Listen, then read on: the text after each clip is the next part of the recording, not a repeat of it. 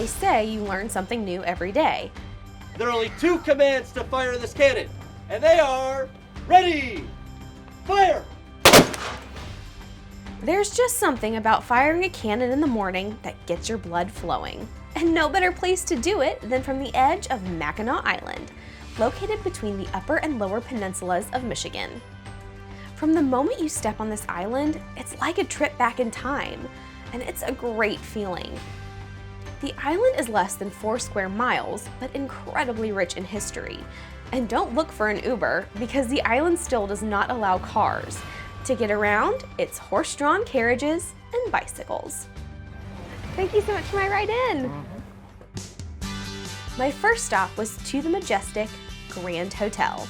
More than a hotel, this historic landmark is a magical, spectacular piece of architecture built in the late 1880s with prices starting at $3 a room.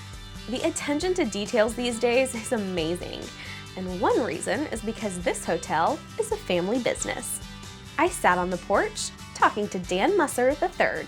This hotel has been in your family for 85 years. That is a very, very large chunk of its incredible history. I guess most of its history, yeah. We were built by railroads and a steamship company just to create a place to haul people to, and they really weren't interested in the hotel business per se. So I guess luckily along the way our family got control and we haven't left. I mean, why would you? This place is beautiful. It is pretty, and it's the natural beauty, and then obviously our forefathers had the wisdom to ban automobiles, which is a little ironic in Michigan, Exactly. we're the birthplace. But I think the fact that we are a horse-drawn conveyance or bicycle or walking forces you, whether you want to or not, to slow down when you step onto the island. And I think that really starts with the ferry boat ride on the way over, and all of that's part of the experience. And then this lovely facade and building that the railroad companies built years ago, and we've tried to maintain and hopefully improve over the years. And what better place to relax than on this gorgeous porch. Now, did I hear right? This is the largest front porch in the world? My great uncle started saying that in the 30s, and no one has disputed it, so we think it's true. Hey, if no one's going to dispute it, go with it. But I mean, it's just truly incredible. What a great place to see the Mackinac Straits and to really just take a deep breath and get away from everyday life. Very much so. I think these pillars kind of frame the view of the Straits of Mackinac, and particularly I think the pretty Mackinac Bridge that connects the upper and lower peninsulas of Michigan. This very porch and picturesque view of Lake Huron has been enjoyed by 5 presidents, including JFK and Harry Truman, as well as iconic Americans like inventor Thomas Edison and the great Mark Twain. It is a place that time forgot. Now, if you really want to know the details, secrets, and history here, Bob Taggetts is the man for the job. The resident hotel historian is more than a walking encyclopedia. His brain would give Google a run for its money. We have 100 rocking chairs out here at any one time. There's 52 full, 100 at any one time. Planter boxes, geranium is our signature flower.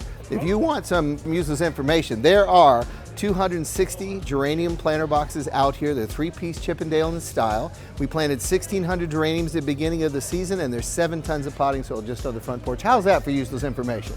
Oh my goodness, and has the hotel always been this size? No, we were about half the size. We were 426-foot long front porch with 200 guest rooms. We've had 34 major expansions, and we're at 393 rooms today. You guys are at capacity all the time? We were 99% occupied last year for the whole season and pretty close to that this year. So we're sure hoping. We have to be, because we're open for 6 months and we're closed for 6 months. So we got to make it during the summer when we can. So Bob, my next question is, can I go inside and see the rest of the hotel? Absolutely, I'd love to show it to you. Come on, let's go take a look. Bob gave me the VIP tour, and he is as entertaining as he is informative. Now Bob, what is this room? This is our Audubon wine bar. Oh, this room was built in 1892. It's had all kinds of uses over the years. It was a flower shop, it was a bell stand. Probably the most famous thing about this room is during Prohibition, we had 3 different areas where we served liquor. We had a back of the house gambling operation. We had a full speakeasy. And when this was a ladies' dress shop, this is where we stored the liquor. We hid it in here because the feds wouldn't look around ladies' clothes and underwear and corsets. So beer was along the bottom, ladies' dresses, and the ceiling in here is different than anywhere everywhere else in the hotel, there was panels up there, and we'd move them, and the hard Canadian liquor was kept up there. The good stuff was in the ceiling. My goodness. So do they actually put the ceiling in just to get the Canadian liquor up there? Well, during Prohibition, Yes. Prohibition hit Michigan 2 years before the rest of the country. So when the Really? rest of the country hit it, we were already good at it. So we built all our secret compartments. We had our supply lines. Canada's just conveniently located 50 miles from here. So Oh, yeah. boats would come down at night without their running lights on, bring the hooch back. If it came back a little early and guests could see us, we couldn't have them see us unload this hooch from these fancy vehicles that were going to take them downtown, the carriages. So we had a bevy of maids that would go out there with baby carriages, and they put it there, and they'd walk the liquor downtown with the babies, come back. Real babies went to the right, liquor went to the left, and was stored in the ceiling of what's now the Audubon Wine Bar. That's amazing. So of all of the rooms in the hotel, which one is Bob's favorite? Well, it's the exquisite dining room. Tell me about this insanely stunning dining room. So its claim to fame is that you have a dress code when you come in. We have a live orchestra playing, and it's a special part. When you see people come in dressed up, listening to music, a tuxedoed waiter, it's elegant, but again, it's all about fun. And a memory. And a memory, that's what it is. So what is your favorite part about working at Grand Hotel? Interviews with people that come to visit our hotel to get to share the experience with people that don't know about us. So what is the one thing that when you're doing those interviews, you really want people to walk away with? A feel for who we are, not just names and dates and historical doodads, but a feel for what we're about. And that's the owners of the hotel, which you interviewed, Dan Musser, sets the tone. And it's friendly, it is welcoming. It's not a expensive snob place. It's a place where everybody comes and everybody walks away with something different. You're part of the island. You come as a stranger and you leave and you're part of it. I always say you drink the Kool-Aid. I came here, I was going to stay 3 years, write a book and move on, and that was 23 years ago. And so the island really has captivated you and you just can't leave. Everything, the island, the hotel people, the historical building where if you're a historian, instead of just talking about history, you can live history. And lucky for me, if you're sitting at this table, you can taste history. Now I've heard about it, but is this the signature dish of Grand Hotel? This is our signature dessert for sure. Grand Pecan Ball since the 1940s. It's been our signature. We sell Since the 40s? Since the 40s, Oh, my yeah. goodness. We sell thousands of these during the course of the year.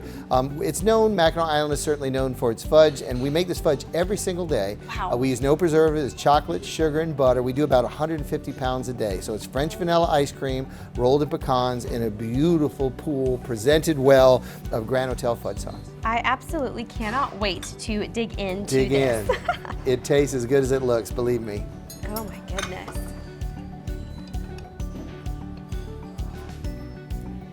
Well, what do you think? There are no words. There are no words. I love it. It is so simple, Yep. but that fudge, oh my goodness, it's delicious. Wow, so when people come here, they not only have memories of the beautiful decor and of the amazing atmosphere, but of this Grand Pecan Ball. Let me tell you, this sticks with you. Bob, I really just want to thank you so much for introducing me to this lovely dessert, for telling me more about this incredible hotel, and for really making me feel a part of the Grand Hotel family. Well, it was a pleasure having you here, sharing our experiences with you.